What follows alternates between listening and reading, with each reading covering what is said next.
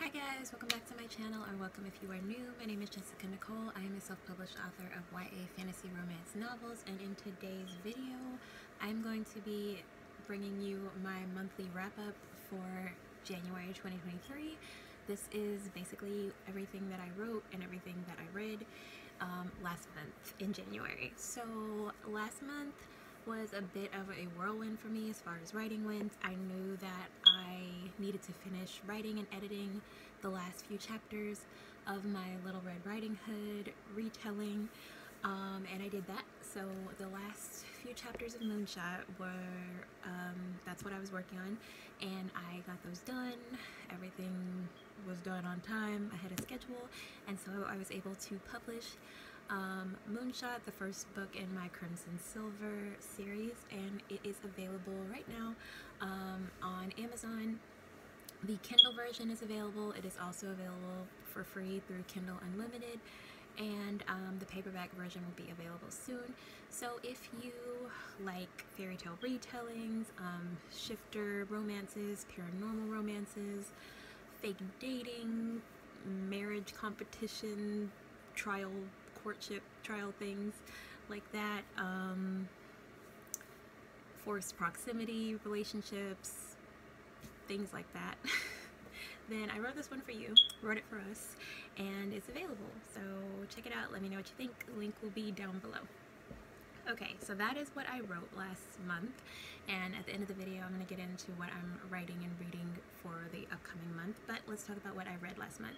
So last month I read 3 books, and I'm going to share with you guys what I thought of them. The first book I read, I started reading this on January the 1st. I read Hooked by Emily McIntyre, and this one is sort of a contemporary dark fantasy. It's a not a fantasy, it's a contemporary dark romance, and it's not fantasy at all.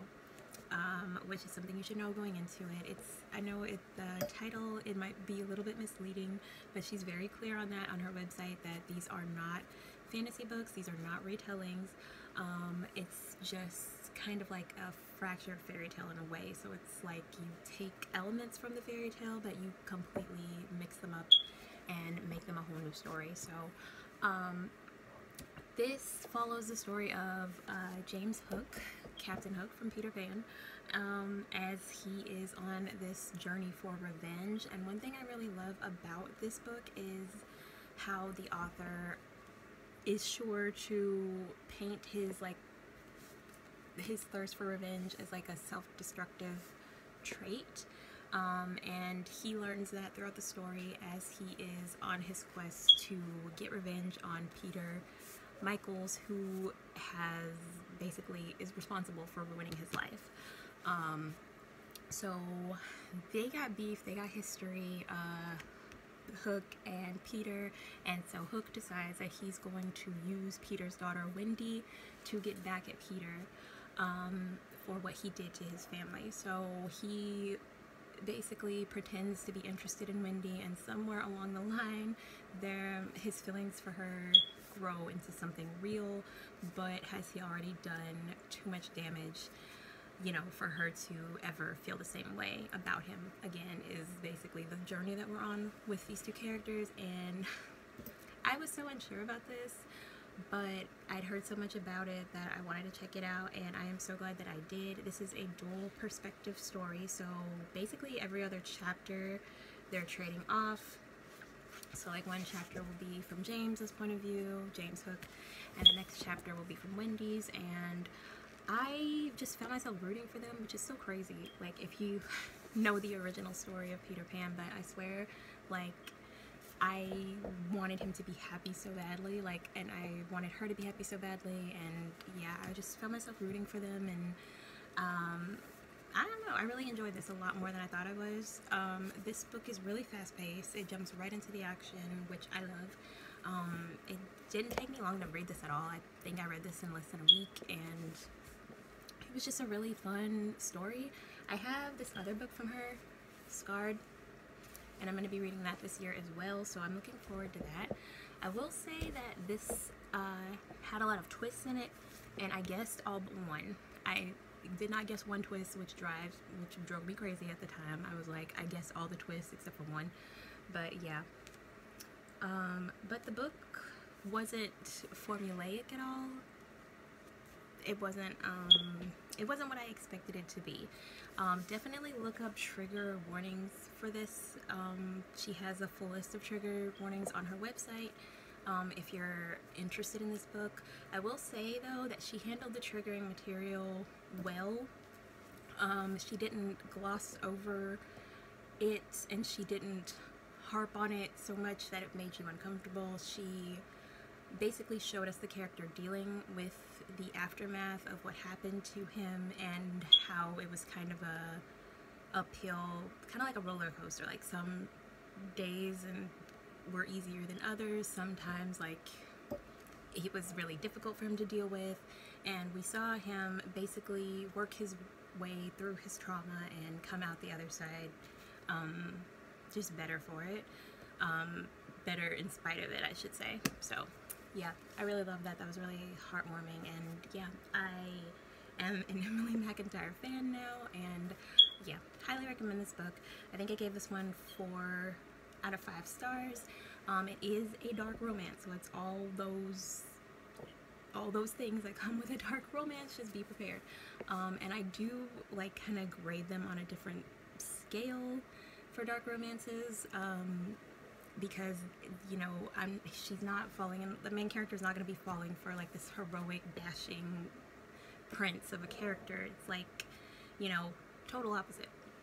So I'm not looking for like sweet nothings and butterflies when I go into a dark romance, and so I'm well aware of that. It's 4 stars for me, just because like I said, I loved everything about it, but I did guess a lot of it. So yeah, it's 4 stars, but 4 stars is really good, and I do still highly recommend it. Okay, next book I read, I actually listened to this one on Audible. I read The Final Gambit, so the 3rd book in the Inheritance Games trilogy, by Jennifer Lynn Barnes. I will say that the 2nd book is still my favorite out of the 3, but the 3rd book would be my 2nd favorite. I loved in this book basically everything that we've been building up to kind of comes to a head in this book, and everything that people have been like dancing around, being around the bush about, it's like it's all coming out. So I do love that. I love the gratification of just getting everything out in the open, because I'm like an everything out in the open kind of person. So that I enjoyed. I also enjoyed like the emotional side of these characters, because this book series is more about sort of the plot and the action of it. I know it's like marketed as a love triangle romance. This was not a love triangle, y'all. Like, I knew where this was gonna go from like the first moment she met oh boy. Like, I knew what was gonna happen, because there was nothing with the other one. Like, he even says himself, and a couple of the other characters say, like, he was too hung up on his ex to even like look at another girl like that. So yeah, it was not a love triangle. It's not. If you're going into it looking for that, you're gonna be disappointed, because no, it's not a love triangle. There is romance in it though, and it's a really sweet romance kind of subplot that I did really enjoy, and we get a lot more of that in the 3rd book. So yeah, I enjoyed that. I liked, like I said, how we got a look at the emotional side of these characters. The relationships between Avery and her sister, and Avery and the Hawthorne brothers, and the Hawthorne brothers with each other, and the Hawthorne brothers with other people in their lives.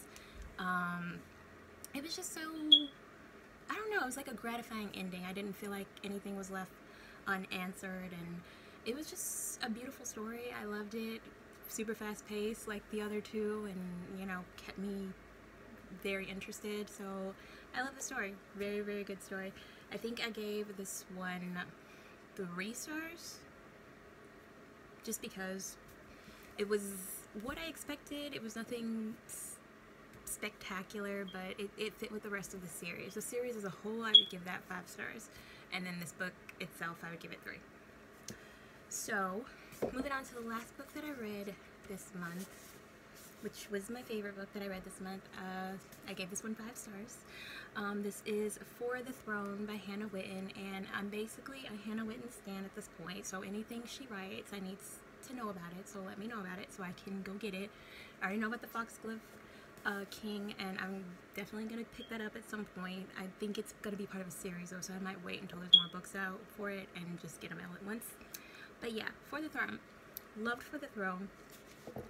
Y'all know, if you watched my Vlogmas from this past December, I was talking about the end of For the Wolf. I was reading it at the time, and I said if it didn't end on a cliffhanger, I wasn't even going to read For the Throne, because I just did not like Neve. Like, she was just rubbing me the wrong way. I didn't like Neve.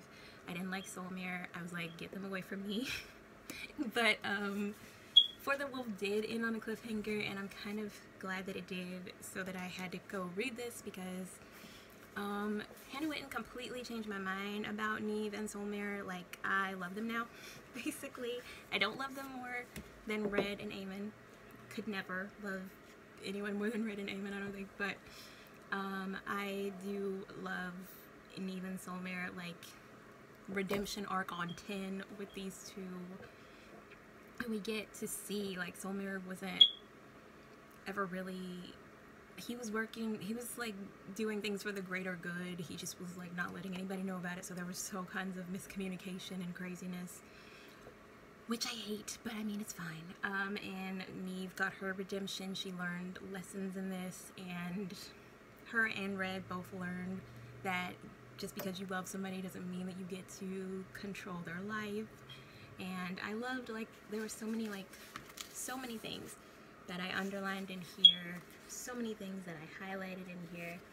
I just love the story. I love how Hannah Witten does setting, and how she does character arcs, and we get a point of view in this. We get a chapter from Solmere's point of view, we get a chapter from Aemon's point of view, we get a couple chapters from Rafe's point of view.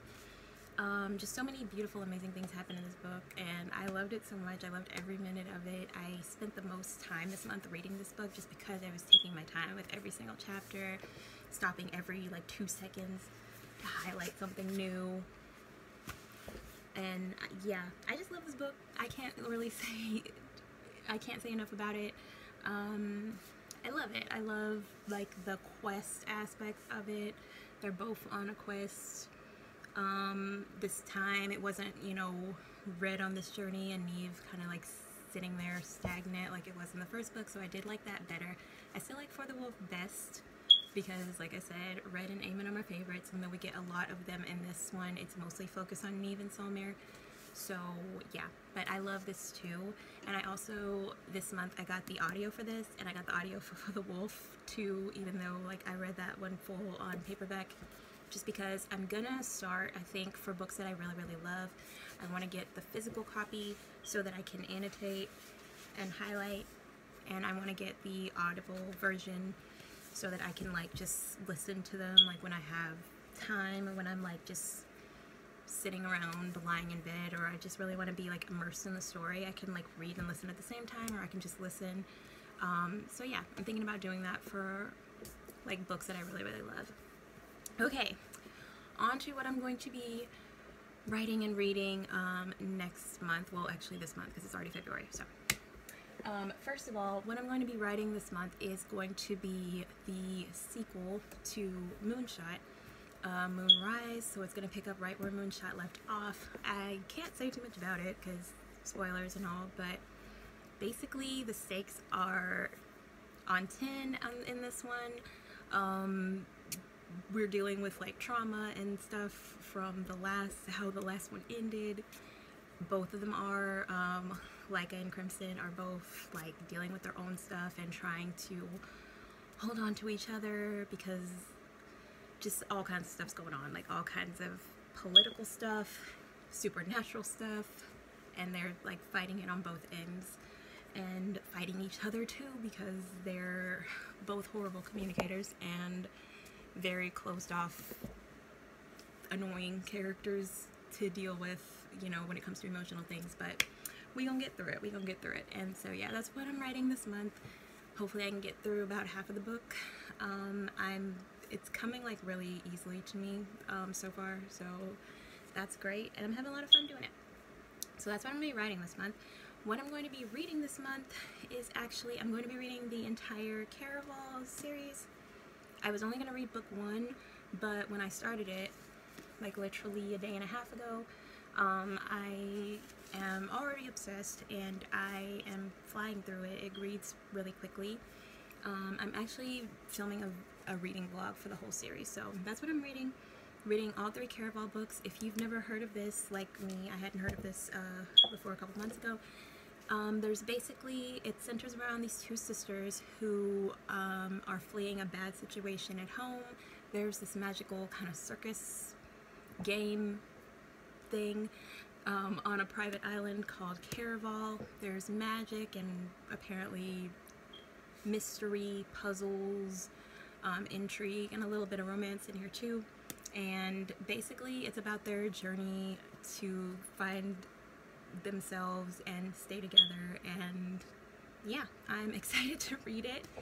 So yeah, I'm gonna be reading these 3 books. It's Caraval, Legendary, and Finale, I think. And I have all 3 in the hardcover because I just got the box set. And I'm also gonna be reading Legendborn, which I have wanted to read Legendborn forever. All I know about Legendborn is that it is about it's kind of like a King Arthur retelling where they're fighting demons or something. And she's in a secret society at her school, or the secret society like tries to recruit her to fight demons and stuff. So I'm all about all of that, so I'm excited to read it. I'm gonna read the first book in the series excuse me, in February, and I'm planning on reading the second book hopefully next month. I don't know if I want to read the second book next month or put it off. I need to make sure, I need to see like how many books are going to be in this series. Should I wait or what? I don't know. And then also this month, so that's 4 books, and I want to read 5 I think this month. I'm listening to Legendborn on Audible, and if I love it, I'm going to get the physical copy. I'm also going to listen to The Bridge Kingdom on Audible, so that'll bring me to 5 books total, 3 physical, 2 audio for the month of February. And The Bridge Kingdom is basically, sounds like it's enemies to lovers to me. Basically, they are from 2 separate kingdoms, and to establish peace, they have to marry each other. I love enemies to lovers. It's like my favorite trope, so I am excited for that.